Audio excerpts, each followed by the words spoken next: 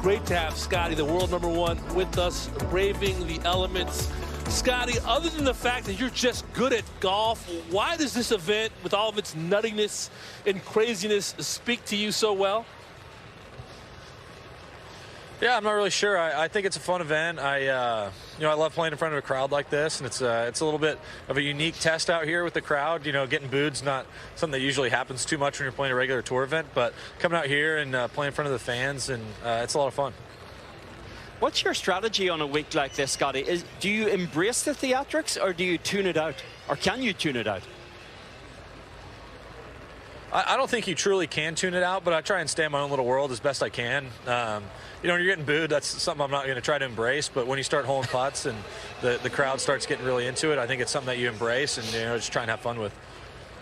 Scottie, do you nerd out a little bit and be a little kid when Larry Fitzgerald or Emmett Smith or Michael Phelps walks by? Is there someone that still gives you goosebumps, Scottie? Give me something.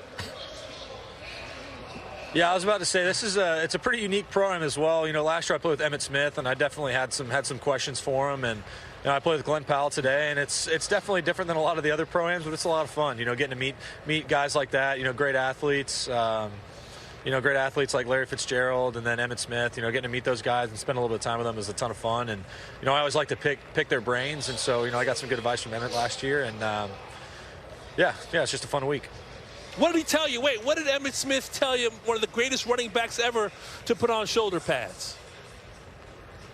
Well, I just loved how competitive he was. You know, that's the thing that I noticed the most. Like, we're out there playing, you know, just a fun pro-am, and he's taking it seriously. He's getting the crowd into it, and he's trying to perform his best. And, you know, that's something that I try to embrace and, you know, do my best every day. And, you know, Emmett was definitely one of those guys that was doing his best at whatever he was trying to do.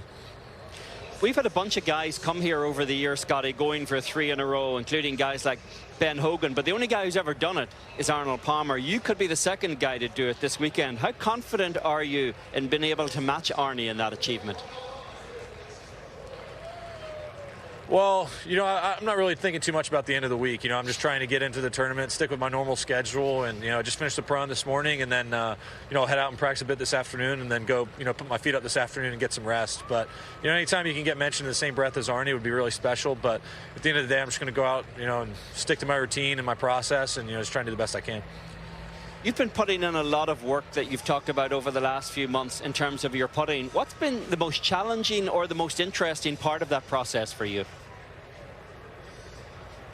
Well, I think my hands are in a slightly different position on the putter, and so that's been a bit of an adjustment, but I've been feeling the benefits of that, you know, pretty much, you know, right from the get-go. And so being in the right position in the setup is really important, and I feel the ball, you know, coming off my blade really nice. And then, you know, mentally I'm trying not to focus on whether or not the putt goes in, but, you know, doing like I do with my full swing and just controlling the process and, you know, making sure that, you know, I'm controlling what I can control, and that's, you know, hitting a quality putt. Outside of that, you know, I'm not too worried about the results.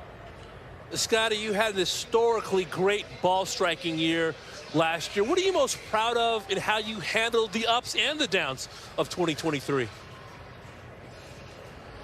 Yeah, it was definitely an up and down year. I had some highs and some lows, and some tournaments that, you know, I won that were really special, and, you know, maybe a few tournaments that I should have won and didn't. So, you know, you take the good with the bad, but I'm very proud of last year, how I was putting myself in position every week to win tournaments, and definitely I was proud of how consistent I was.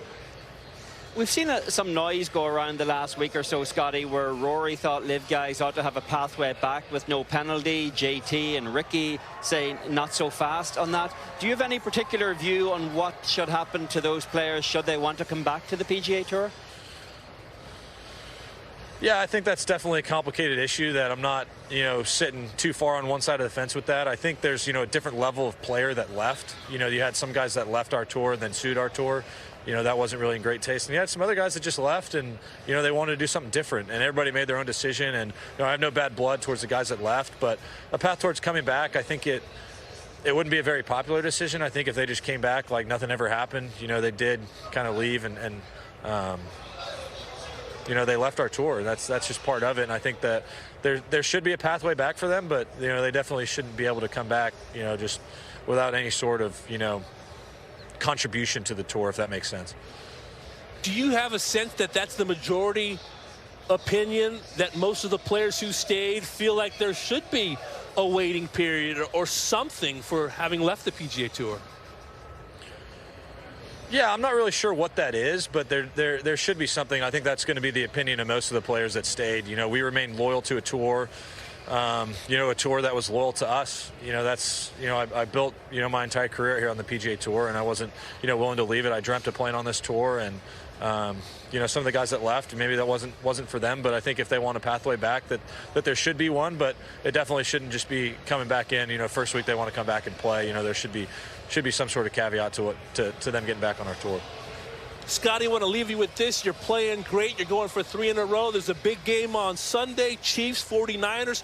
Who do you have and why? You know, I got the Cowboys. You know, I'm a Dallas guy.